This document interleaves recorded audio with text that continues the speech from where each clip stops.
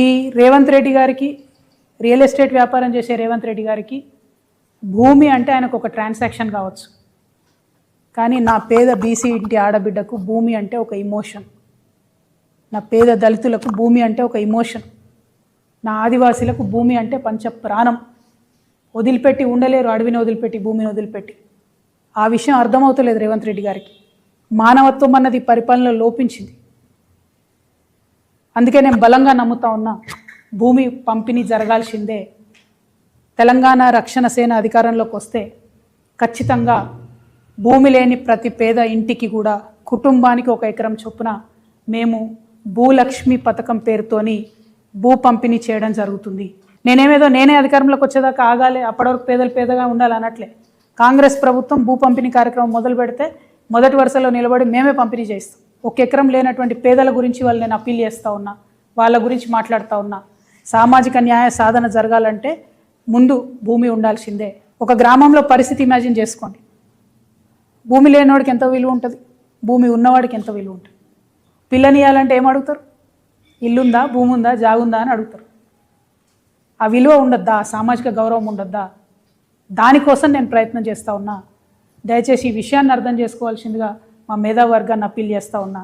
నేను సామాజిక న్యాయం జరగాలి తెలంగాణలో అంటే అది పొలిటికల్ స్లోగన్ కాదు. విప్లవాత్మకమైన, గుణాత్మకమైన మార్పు కోసమే తెలంగాణ రక్షణ సేన ముందొచ్చింది. దానికోసం ప్రయత్నం చేస్తుంది. మరి భూలక్ష్మి పథకం కోసం మా ఆడబిడ్డలంతా కూడా ఆలోచన చేయాలి. మీ ఆడబిడ్డగా సమాజంలో గౌరవం సాధించాలంటే ప్రతి కుటుంబానికి కనీసపు ఆస్తి ఉండాలి, 1 ఎకరమన్న జాగు ఉండాలని బలంగా నమ్మే వ్యక్తిగా నేను ఈ పథకాన్ని ప్రవేశపెడతా ఉన్నా. మీ అందరి సంపూర్ణ మద్దతు, ఆశీర్వాదం తెలంగాణ రక్షణ సేనకు ఉంటుందని చెప్పి భావిస్తున్నా. నిజంగా 1 సెకండ్ ఆలోచిద్దాం. యాజ్ హ్యూమన్ బీయింగ్స్, 1 అర్ధ గజం భూమి ఉంటే, 1 గుంట భూమి ఉంటే ఎంత కాన్ఫిడెన్స్ ఉంటుంది. నేను ఉట్టిగా నిర్ణయం తీసుకోలేదండి. దాదాపు 2 నుంచి 3 వేల మంది మహిళలతో ఇంటరాక్ట్ అయ్యి, పేద మధ్యతరగతి అగ్రవర్ణాల్లో ఉన్న పేదవాళ్ళతో అందరితో ఇంటరాక్ట్ అయిన తర్వాత వాళ్ళని అడిగినా, నేను ఏం కావాలి అంటే, మేము రేపు చచ్చిపోతే మమ్మల్ని ఏడగాలేయాలి, 6 అడుగుల భూమి లేదు మాకు అని బాధపడుతున్న పరిస్థితి నేను చూసిన.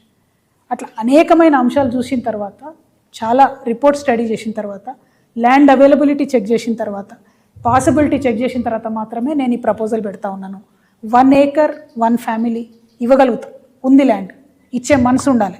రేపు మేము వచ్చిన తర్వాత పరిపాలన అమ్మ మనసుతో జరుగుతుంది కాబట్టి అందరికీ కూడా, పేదవారందరికీ ఖచ్చితంగా దొరుకుతుంది. ఎందుకంటే గౌరవం ఇవ్వాలి, గౌరవం రావాలి అంటే ల్యాండ్ ఓనర్షిప్ ఉండాల్సిందే. అది ఇవ్వాలంటే కూడా మనకు నచ్చినా నచ్చపోయినా భూమి లేనో నో తీరు చూస్తారు, భూమి ఉన్నో నో తీరు చూస్తారు. అది ఊర్లో